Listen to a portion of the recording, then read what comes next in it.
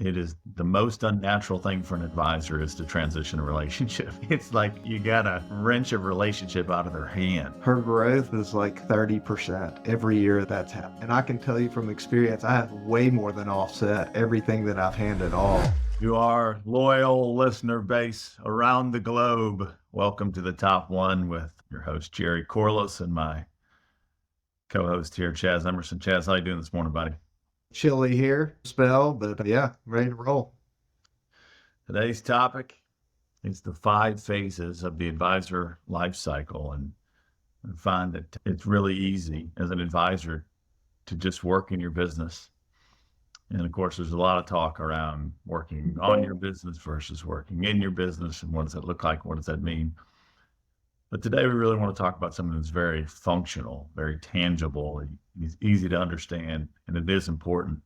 We believe that the top 1% of advisors think this way, which is what phase are they in their business? And so just to run through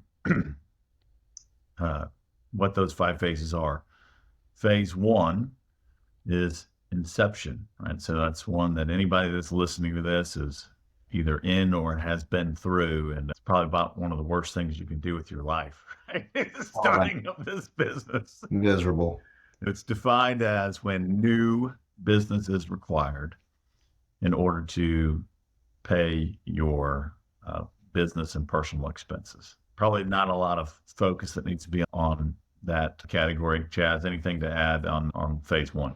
Yeah, I was just going to say one of the things that we've focused more on of late, instead of someone just going after it and hoping they survive and the less than 10% survival rate, is having people come on from that inception or the survival phase of coming on as part of a team has been a much better way of coming in, and the survival rate has been much higher, but still very difficult. The learning curve is just huge in that portion of the business. And I'm sure a lot of our listeners are in that phase right now. And I would just encourage you to keep your head down and work hard. And we've talked a lot about short-term hard, long-term easy, and that defines our business. And man, survival phase it is absolutely short-term hard.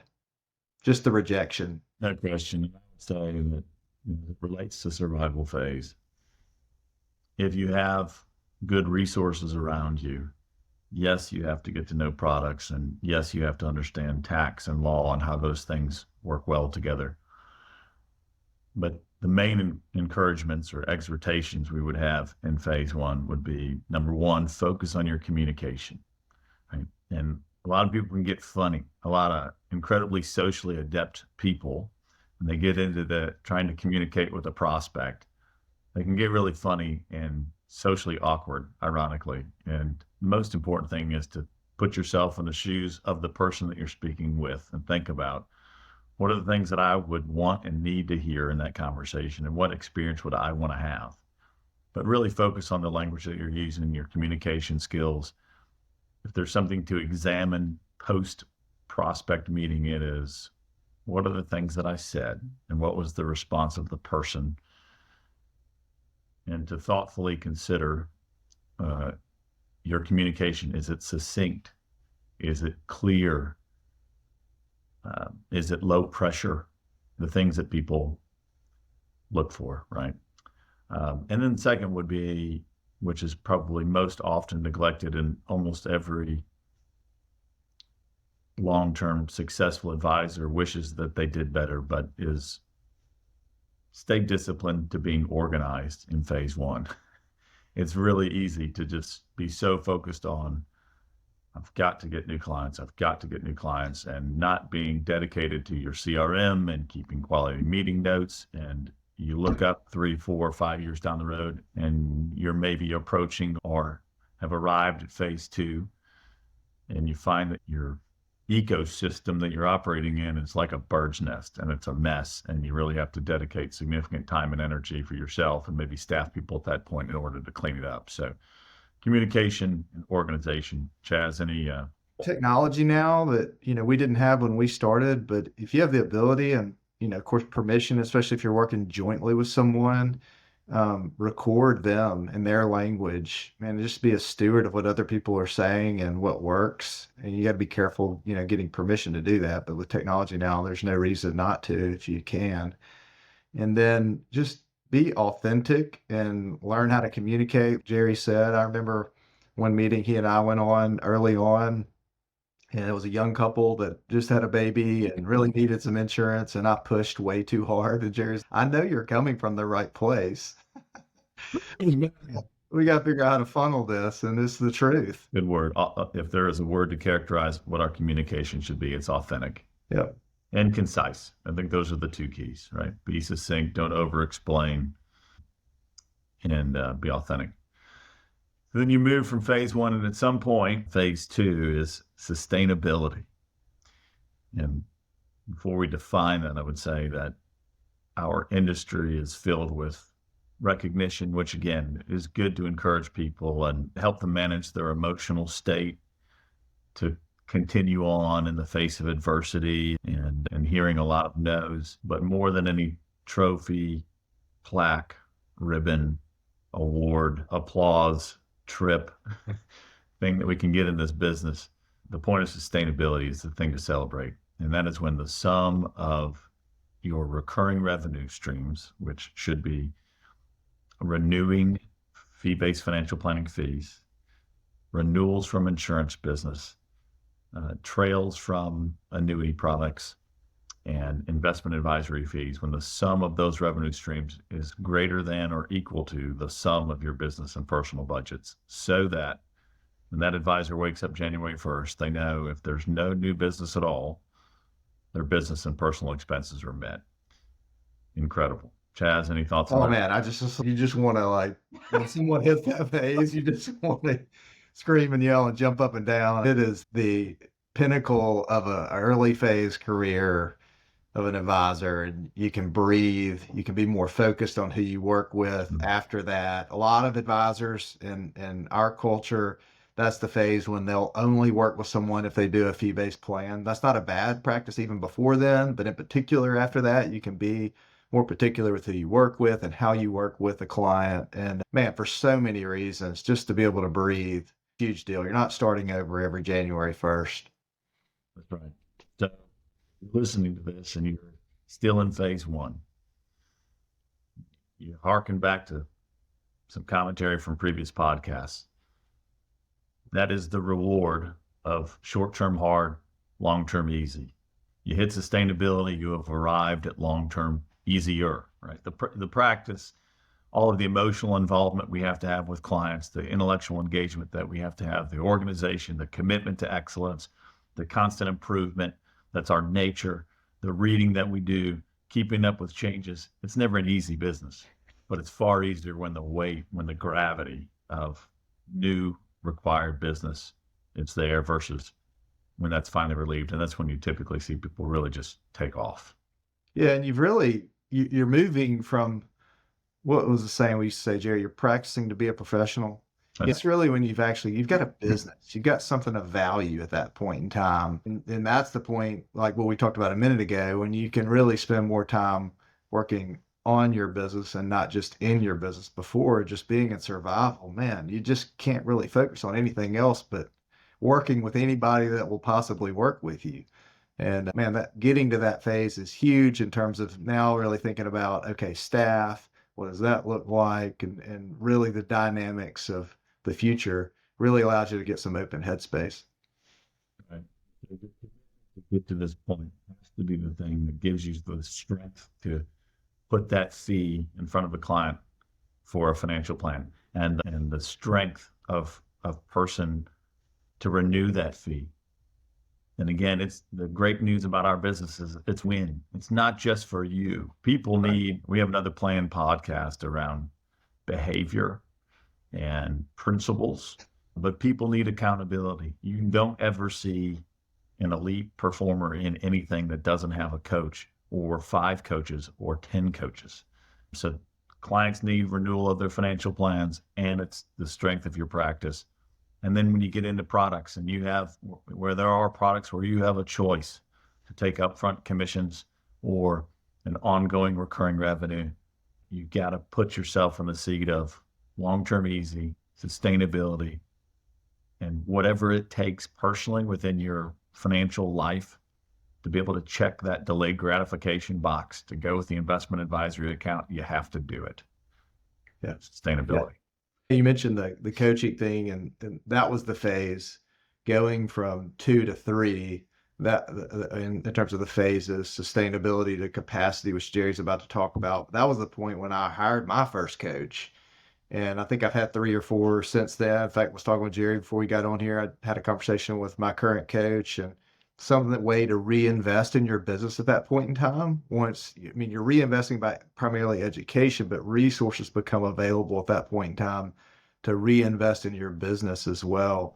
And that's one of the ways I think it's really important that we often take for granted. But how do we get better? We have a deal internally where we'll actually bring an advisor that's further ahead to help coach. But there are tons of advisor coaching services out there that would highly recommend as you're transitioning from these 2 phases and bringing someone else in to give you an outside perspective. You're in this recurring revenue model where you have ongoing relationships, fees for the financial planning, protection implementation, renewal revenue from the protection products, and ongoing compensation in the wealth management space, either be it from trails and from investment advisory business. That ongoing relationship naturally leads to phase 3, which is capacity. Good news with capacity, it's about 150 to 250 clients, so it's pretty far down the road. And the great news with capacity is that typically what we see, depending on geographically where you live and the economics of the communities, but typically advisors are going to be in the 750,000 to 1.25 million gross recurring revenue range. And so at that point, they've built a great practice with tremendous equity value, tremendous recurring revenue. It has the ability to provide great infrastructure and staff that follow systems and processes and really delivers an incredible client experience. But nonetheless, you're at capacity. If you think about it, you've got about 400 meetings a year, probably, as an advisor. And at some point with your existing clientele, you wake up January 1st, and just as your personal and business budgets will be met, you also know you've got your 400 meetings are already scheduled. Chas, any thoughts on that? Yeah, quite a few thoughts. I think as you're transitioning from sustainability to capacity, it's a great time to think about who do I want to continue to build this out when your target is usually 150 to 250 from a statistical and practice management standpoint. Our industry would be sort of that mark. Some people can't handle more than 100 relationships. It really depends on your particular clientele and personality, but also your systems and implementing practice management and things of that nature can open up that capacity a little bit more, but would really be thinking long and hard about what is that ideal client. And if I multiply that number from that ideal client, if I'm at sustainability and I've got 75 clients, my goal is to get to 150. Well, what am I looking for those remaining 75 clients? What would be my revenue? And do I have the systems and the capacity to be able to get there? Those are the types of things I would be thinking about. You find yourself at capacity or near capacity. And if you haven't done it up to this point, that's the time to really look at client segmentation. And I think it's important to say, this is not a cold clinical exercise where you just look at family relationships and clients that you have meaning client family relationships that you have as how much they're worth in dollars. But it's really about what is long-term the best service opportunity, the best client experience for every person that is a part of your practice at that point. And so you go household by household, you look at the revenue and you think about those relationships, and or with each relationship, are you the best one to service that person going forward? And that's the time you move from capacity ultimately into phase 4, which is expansion. And expansion is bringing somebody else into your practice that as you look at the relationships, there are some that at the level of professional you are at that point, it doesn't make sense. It's not the highest and best use for your intellect and wisdom to be the one to continue that service. In the more simple relationships, the more simple financial situation. Someone else who has less tenure in the business typically can come in and manage those relationships. And this really marks the shift of you moving from an individual practitioner to a business. So from a practice to a company.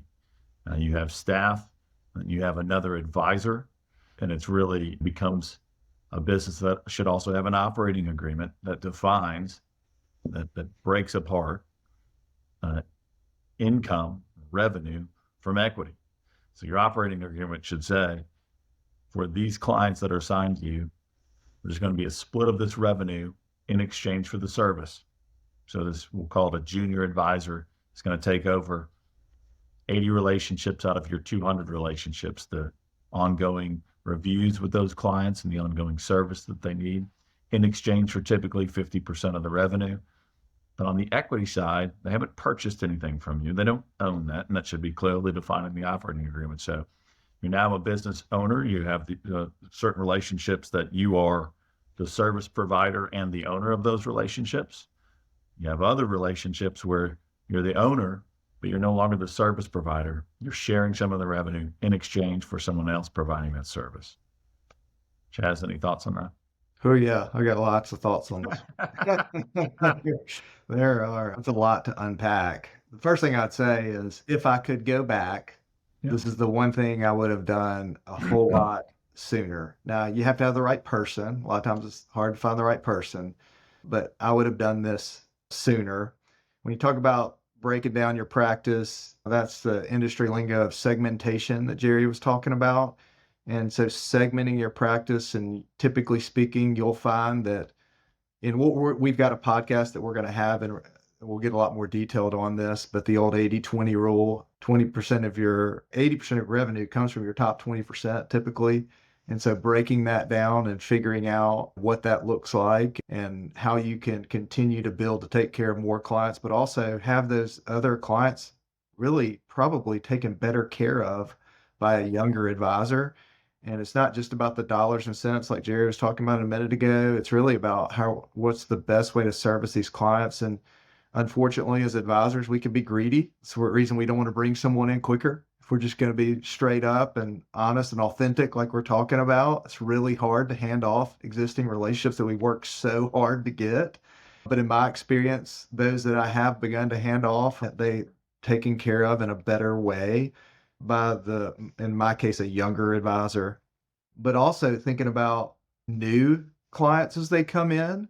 And a lot of times if they don't meet a certain level of compensation, or in our mind, the way we've defined an ideal client, then we just push them down the road. And in this case, you can actually work jointly or hand them off to that advisor. And in my practice, I've chosen to split the revenue and the equity of those new clients because they're being brought on together.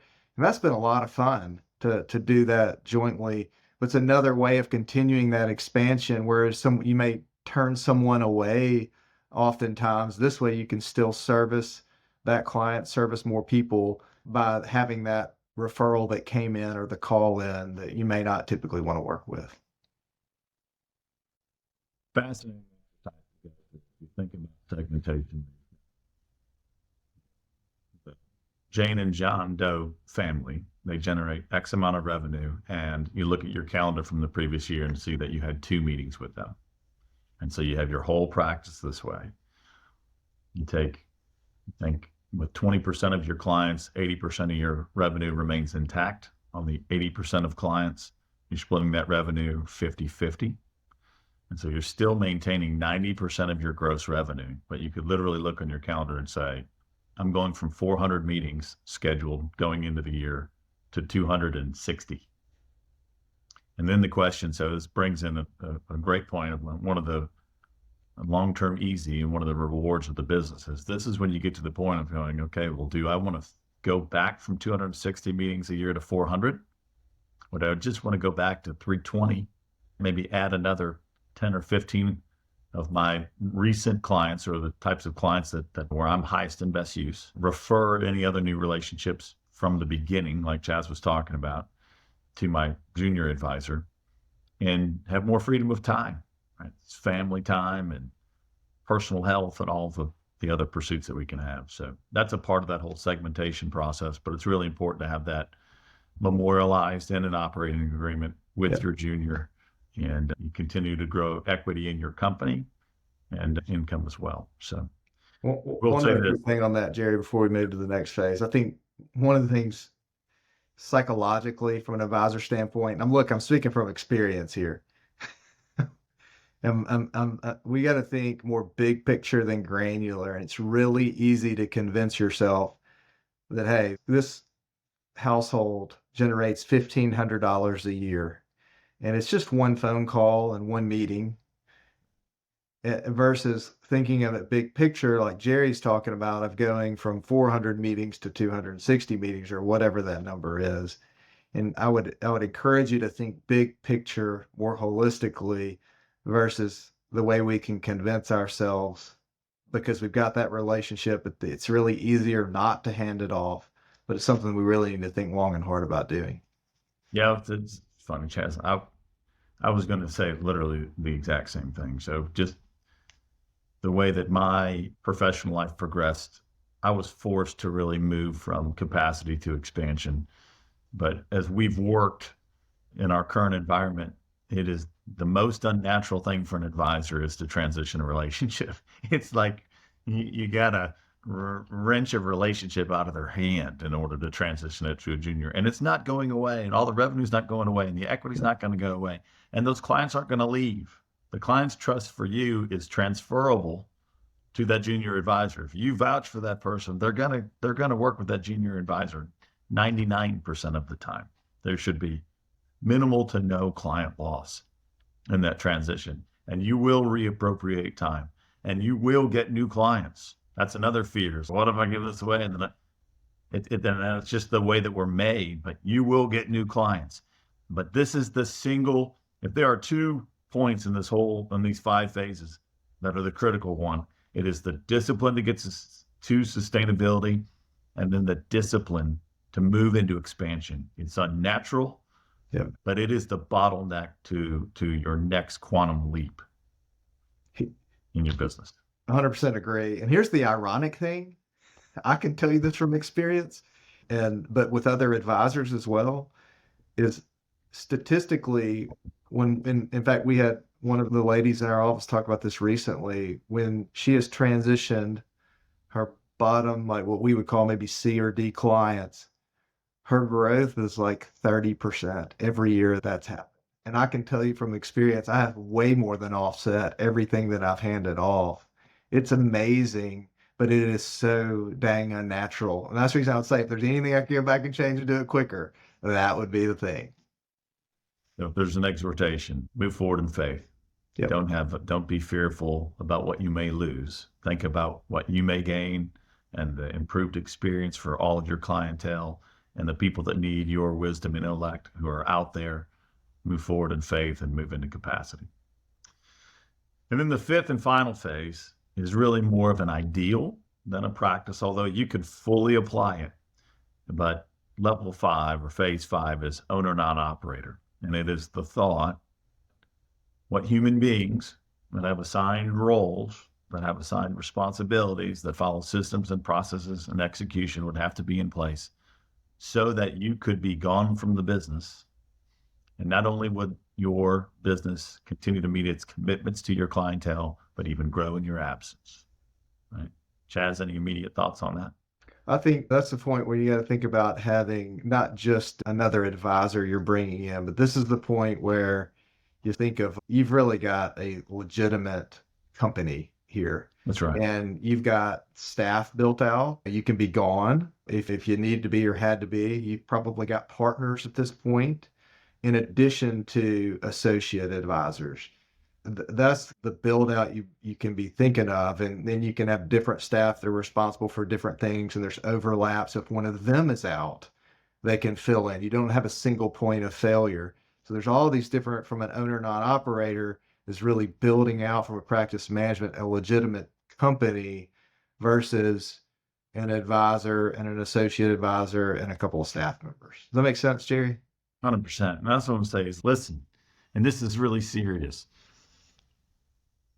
it's really easy to fall in the trap, even just from an ego standpoint. Like you're like the sun and there's these planets revolving around you, right? Your staff people and clients, and it makes you feel important.